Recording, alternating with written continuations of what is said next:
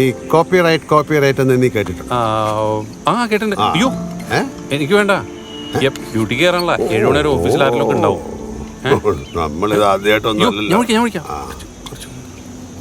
ഇത് വോട്ട്കയാ, മണമൊന്നും വരുന്നില്ല. അല്ലെങ്കിലും നിങ്ങൾ നൈറ്റ് ഡ്യൂട്ടിക്കാർക്ക് എന്തുവാ പ്രശ്നം? കാവലിരിക്കാന്ന് പറഞ്ഞപ്പോ ഉറങ്ങിയാ പോലെ. ഇതിപ്പോ ചേട്ടൻ നേരത്തെ വന്നോണ്ടല്ലേ.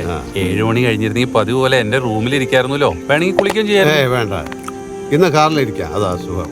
അതെ, ഞാൻ എവിടെ പറഞ്ഞ കോപ്പിറൈറ്റ് ഏതെങ്കിലും രീതിയിൽ എവിടെയെങ്കിലും ഈ കഥ ആരുടെയെങ്കിലും പേരിൽ പ്രിന്റ് ചെയ്ത് വന്നിട്ടുണ്ടെങ്കിൽ പിന്നെ ആ കഥയ്ക്ക് കോപ്പിറൈറ്റായി. പിന്നെ ആരാ കഥ എടുത്താലും അവൻ കുടുങ്ങും. അതുകൊണ്ട് ഞാൻ നമ്മുടെ കഥ നോവലായി പ്രിന്റ് ചെയ്ത് പബ്ലിഷ് ചെയ്ത് കഴിഞ്ഞു. അയ്യോ, അപ്പൊ അത് നോവലായിട്ട് ആൾക്കാരൊക്കെ വായിച്ച സിനിമ കാണുമ്പോൾ ഒരു സുഖം പോകില്ലേ? അതിനിതൊരു സസ്പെൻസ് ത്രില്ലർ ഒന്നും അല്ലല്ലോ, പാവം കുടുംബകഥയല്ലേ. പിന്നെ ഇത് അധികം ആരും വായിക്കാനൊന്നും പോകുന്നില്ല. നമ്മുടെ നാട്ടിലെ ചില ബുക്ക് സ്റ്റാളിൽ 2-3 കോപ്പി കാണും, അത്രേ ഉള്ളൂ. ചേട്ടനൊരു ബുദ്ധിരാക്ഷസം തന്നെ. അങ്ങനെ സൂചിപ്പിച്ചിട്ട് രക്ഷപ്പെടാന്ന് കരുതണ്ട.